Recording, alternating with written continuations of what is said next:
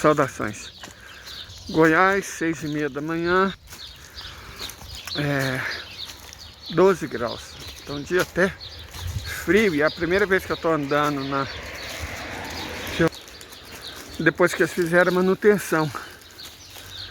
Tem bem mais brita do que antes. A brita é importante porque ajuda a absorver a trepidação. E com isso, os dormentes duram muito mais, certo? E não só os dormentes duram mais.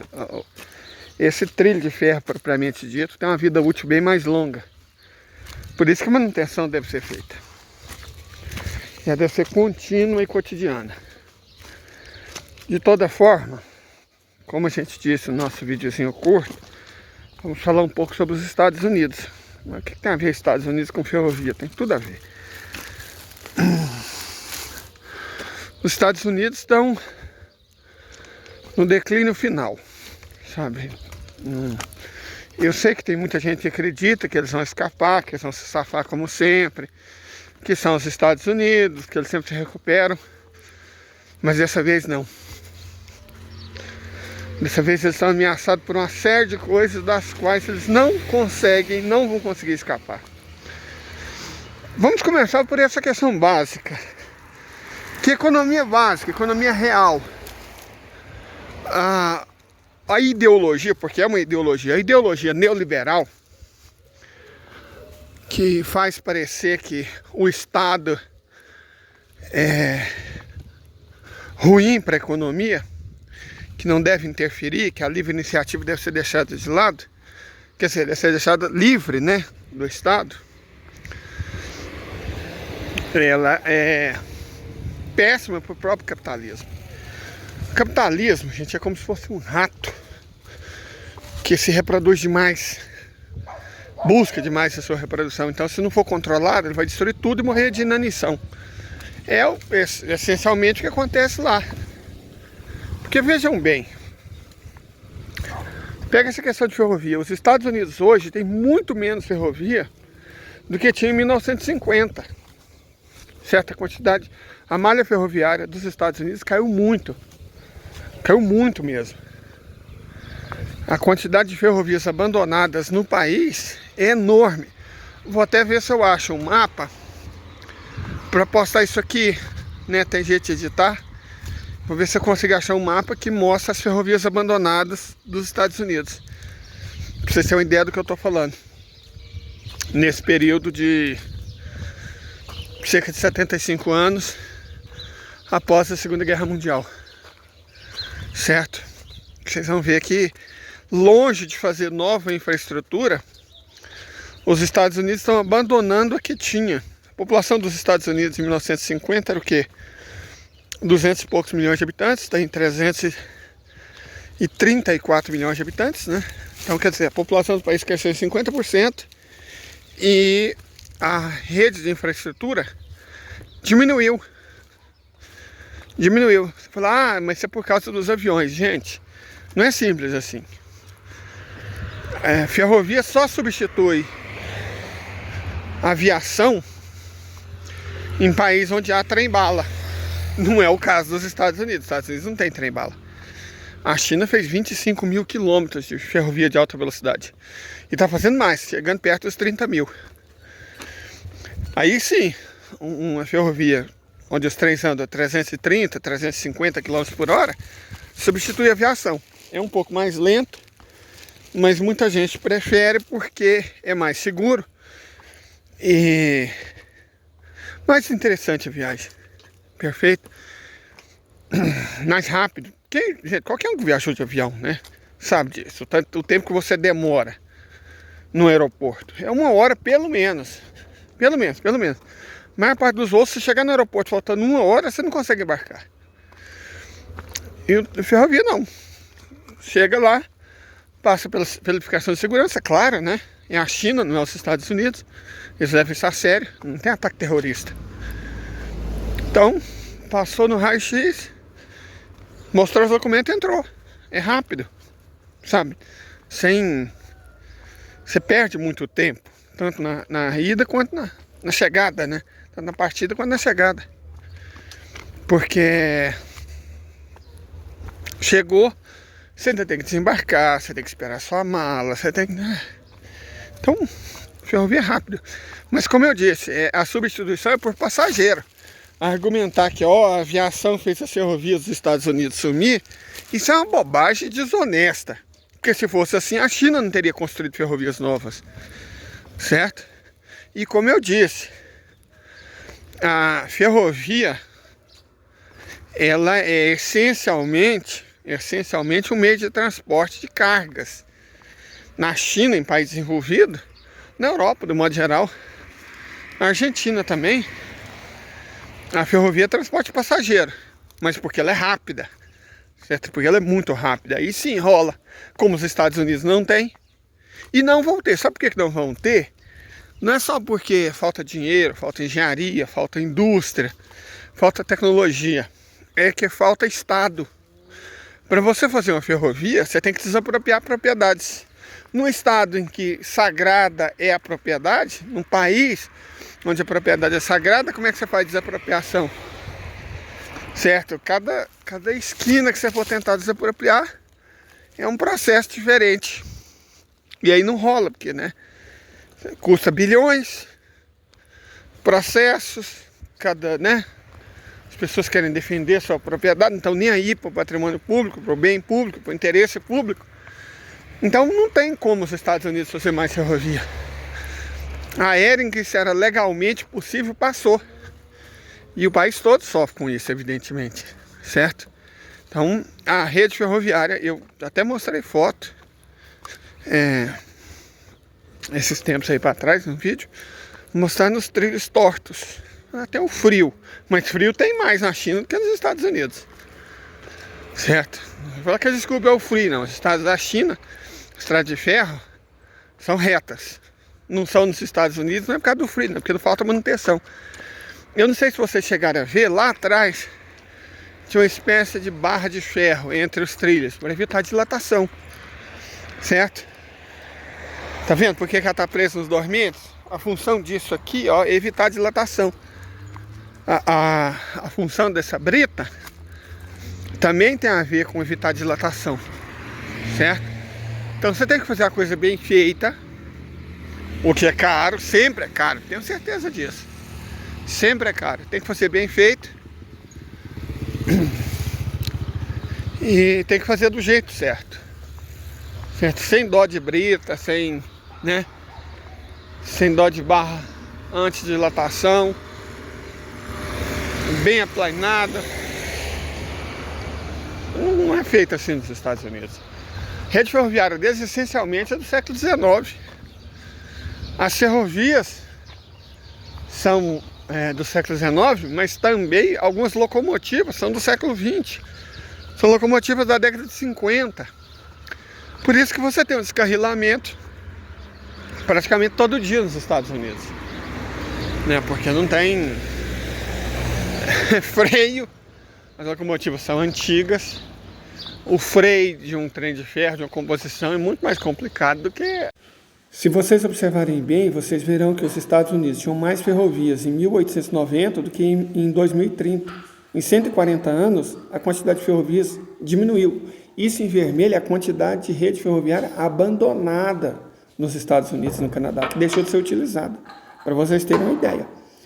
Compare agora com o que era a China em 1900, né? E o que é a China hoje. Isso aí é só a expansão da rede de trem-bala. Perfeito? Aqui, ó. Isso é só a rede de trem-bala. Os Estados Unidos não tem um único quilômetro. Isso mostra e ilustra bem o que eu estava falando. Um breakzinho para a gente mostrar alguns mapas. Para vocês entenderem o que eu estou falando. Da China, da Europa, dos Estados Unidos. Até o Brasil está fazendo novas ferrovias. Porque você precisa de infraestrutura para ter uma sociedade minimamente desenvolvida.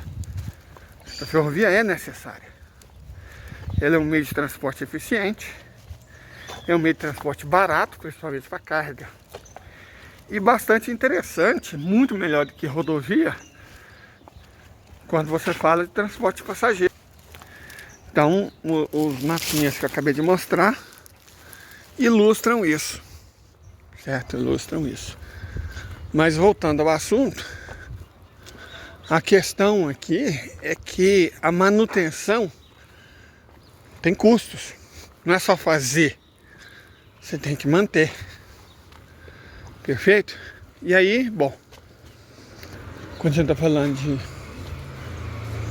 manutenção, não é só o caso de ferrovias. A infraestrutura toda dos Estados Unidos está degringolando. Tem estação de tratamento de água que é do século XVIII, gente. Vocês pensam o que é isso? Do século XVIII. Tem muita coisa do século XIX nos Estados Unidos. Perfeito? Hidrelétricas, pontes, rodovias. A infraestrutura como um todo nos Estados Unidos está apodrecendo, está enferrujando. A olhos vistos. Isso por quê? Porque manutenção nas planilhas dos imbecis formados em Harvard, Princeton, Yale, Columbia, Chicago, é despesa. E você tem que reduzir despesa para aumentar lucro. Você precisa de aumentar lucro para aumentar dividendo. Você precisa aumentar dividendo para o valor das ações subir. E as empresas ganham dinheiro, o que elas fazem? Elas recompram as próprias ações, ao invés de investir. Então não só não investe em manutenção, que é fundamental para aumentar os lucros. Mas aí o lucro aumenta, o que eles fazem com esse lucro? Eles recompram ações. Ao invés de expandir, investir, sabe, fazer manutenção, nem que seja tardia, não. O lucro extra que eles ganham, divide entre os acionistas, uma parte e recompra as ações para aumentar o preço delas. Quer dizer, não tem como isso dar certo, gente. Se isso tudo é o que Harvard for capaz de oferecer, não vale a pena estudar lá não. Ah, mas Harvard é super conceituada. Sim, pelos rankings que os próprios americanos fazem, né? Pelos rankings que os lacaios europeus deles fazem. Por esses rankings é super conceituado. Pelo método do sistema Bolonha, também é super bem conceituado. É claro, né? Se eu escolho a maneira como eu vou ser avaliado, se eu escolho os critérios pelos quais vão decidir se eu sou bom ou não, faz todo o sentido do mundo que eu prefira critérios que deem a impressão de que eu sou ótimo. Você tem a impressão que eu sou excelente. Que os Estados Unidos é a última bolacha do pacote e as universidades americanas são as melhores do mundo. Mas olha os imbecis que elas andam formando. Fica nítido que não são. Fica óbvio. O cara, vou administrar uma empresa. O que é administrar uma empresa? Aumentar o dividendo, aumentar o lucro do curto prazo, recomprar a ação para valorizar. Aí você valoriza monetariamente as ações, claro que você valoriza. Valoriza, perdão, gente, dislexia. O fato, contudo, é que chega um momento que não dá mais para se enganar. Certo? Chega um momento em que você vai da infraestrutura real. A empresa tem que continuar operando. E aí, se você não investiu, você não vai crescer. E se você não fez manutenção, não é que você não vai crescer. Sem manutenção, você vai diminuir. Como é que a economia cresce? Sem investimento e sem manutenção da infraestrutura que já existe. Nossa, que tamanho de cachorro. Mas parece tranquilo, Rottweiler é uma raça boa. Não tem como esse modelo de capitalismo dar certo, gente. Simples assim. Não é questão de opinião. Leida, você não gosta dos Estados Unidos. Eu não curto o governo dos Estados Unidos, evidentemente, né? E as elites que controlam os Estados Unidos, certo? Porque o histórico dos Estados Unidos contra a nossa gente latino-americana é antigo. Sabe o que eles fizeram no verão passado e o que eles fazem ainda hoje. Mas a questão não é essa.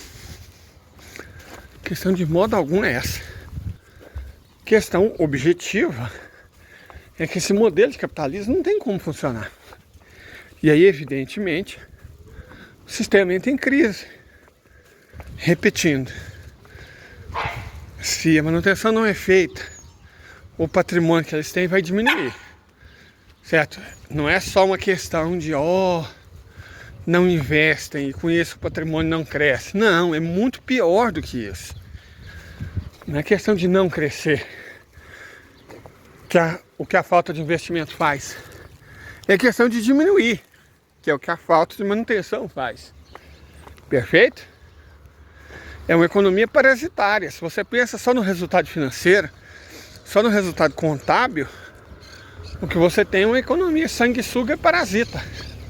E aí, para recompor, só para vocês entenderem, para recompor o patrimônio deles, o que eles fazem? Eles sugam dos outros países do mundo.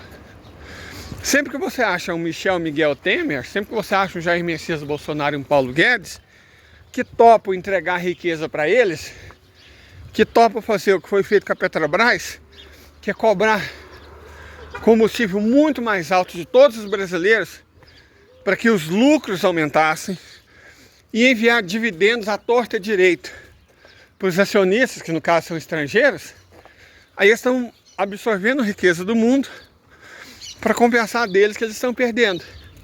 Esse é um ponto muito importante. Esse é um ponto muito importante. Os Estados Unidos roubam o mundo, roubam as riquezas do mundo, para compensar o fato de que internamente o patrimônio deles desvaloriza. Certo? Deixa eu só comprar um extrato de tomate que eu já volto. Pronto. Comprei tabaco e extrato de tomate. Mas voltando. Fato é que os Estados Unidos vêm adotando essa atitude predatória de ter uma taxa de investimento muito baixa e uma taxa de manutenção ainda mais baixa, e portanto o patrimônio líquido deles interno cai. Mas como eles conseguem aumentar o PIB? Repetindo, extraindo riqueza, ou seja, roubando de outros países do mundo. É para isso que eles usam as intervenções, a levar a democracia, né? Combater o terrorismo, combater as drogas, isso é tudo estratégia para roubo, para roubar. Você rouba dos outros a riqueza que você deixa de produzir, porque nem investe, nem faz manutenção direito. Certo? Substitui a economia produtiva, baseada na indústria, na construção civil, na agricultura, por uma economia especulativa, baseada no tal setor FIRE, finanças, né, que é banco, real estate, que é imobiliária, insurance, que é seguro. Então é uma economia predatória que extrai a riqueza. É como se fosse um vampiro sugando o próprio sangue. Só que é óbvio que isso não é sustentável. Então eles têm que sugar sangue dos outros. Perfeito? É para isso que eles exportam democracia, né? Evidentemente entre aspas, e exportam leis. Esse é o objetivo da economia americana. E é para isso que eles têm o exército, a marinha e a aeronáutica, para garantir meios de roubar os outros. Aí, como eu disse, você tanto pode contar com traidores internos, Fernando Henrique Cardoso, Michel Temer, o Mijair, que é uma ótima estratégia, né? Quanto com intervenção humanitária, democrática. Você faz a pilhagem diretamente. E aí que você consegue não só manter, mas aumentar a riqueza dos Estados Unidos à custa do resto do mundo. Só que para isso, eles precisam de poder militar, que está sendo questionado e derrotado na Ucrânia pelos russos, certo? E precisam também de dólares em circulação no mundo. Precisa que a moeda deles seja a principal moeda do mundo. E isso também está deixando de acontecer. A desdolarização da economia é trágica para os Estados Unidos. Por que é trágica? O setor financeiro dos Estados Unidos, o setor FIRE, cobra uma taxa de senhoriagem da economia mundial. Sempre que você usa dólares, você tem que pagar uma taxa para alguma instituição dos Estados Unidos, certo? Sempre. E a globalização serviu para isso. Ela força as empresas, sob o nome, de vantagem comparativa, a comprar às vezes delas mesmas e força elas a usar dólares. Perfeito? Cada vez que usa dólares, uma taxa de senhoriagem é paga. E essa taxa de senhoriagem vai direto para a economia americana. Se, digamos, se o comércio exterior é de 3 trilhões de dólares, imagina a taxa de senhoriagem de 0,5%. Pode parecer pouco, certo? Mas são 15 bilhões de dólares. E quando a gente fala em comércio exterior, na verdade esse número é muito maior do que esses trilhões que eu disse. É muito maior. Porque uma empresa compra de vários fornecedores estrangeiros. Todo ato de compra você tem que fazer troca de moeda. Entra a moeda do país que você comprou, passa para dólar. Aí para a sua moeda, aí você vende para outro país, passa novamente para dólar. Esse país que compra tem que pegar os dólares e transformar na própria moeda. Então aí vocês veem como esse ciclo de senhoriagem avança. Como os Estados Unidos, através da ideia da globalização, que não é outra coisa, gente, não se enganem. Globalização, do ponto de vista produtivo, é uma ideia horrorosa, horrível, ruim. A prova disso foi a pandemia de Covid-19. A pandemia de Covid-19 deixou explícito o tanto que é ruim para a economia depender de cadeias produtivas internacionais. Tanto que é ruim. Olha lá o cachorro que morde.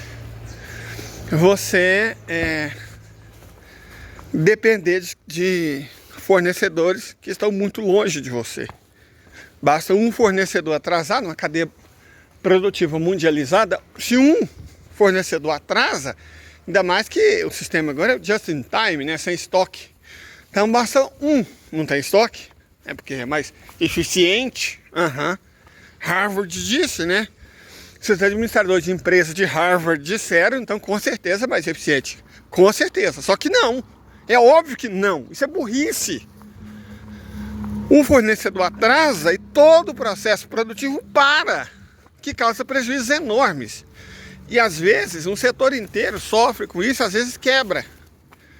E aí você tem uma economia mundial cujas cadeias produtivas são destroçadas por essa burrice que Harvard e os administradores de empresa,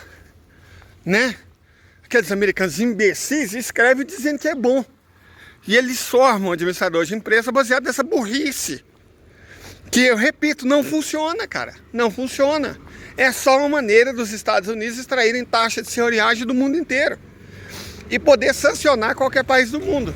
Porque nesse sistema de globalização, todos precisam da moeda globalizada. Aí vê o sistema produtivo chinês, evidentemente muito mais inteligente, que é baseado em cluster, que é arranjo produtivo local. Localmente você produz tudo que você precisa, com extrema eficiência. E mostrou que o sistema americano não é mais capaz de concorrer. Simples assim. Aí você fala, iPhone, a Apple vai deixar de produzir na China. Vai, com certeza. 97% da cadeia produtiva da Apple ainda é na China. Mas está assembled, estão montando na Índia. Sim, com 50% de taxa de erro.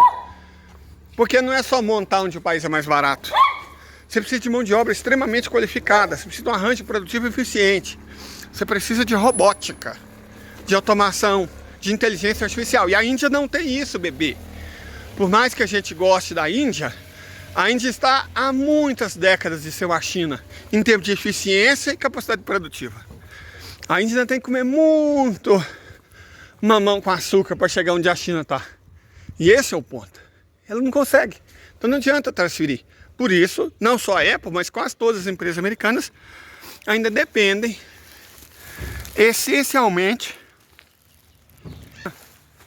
Em algum momento a China vai encher o saco e falar, nós não vamos fazer mais para vocês. Ah, mas a fábrica é nossa, então vem aqui e toma. E aí os Estados Unidos já eram. Perfeito? Essa é a situação dos Estados Unidos. Sendo os Estados Unidos o país que representa o capitalismo, é por isso que o capitalismo está indo para o buraco.